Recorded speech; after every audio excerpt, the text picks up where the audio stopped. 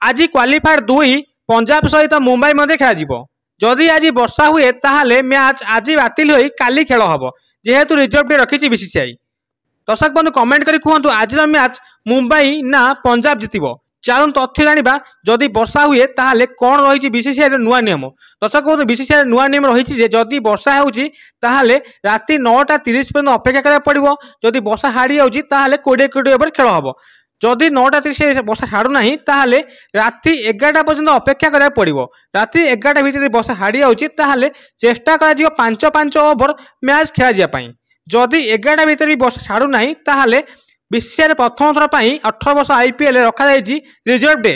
जदि आज मैच बातिल होउची एही मैच टी आसंता काली रिजर्व डे खेल रिजर्व डे रे जदि मैच भी वर्षा होउची हेई पाउ नै ताहले भी नुआ नियम अछि बीसीसीआई। जदि रिजर्व डे रे भी खेल हेई पाउनी बातिल होउची ताहले आउ रिजर्व डे रखा जाय नै।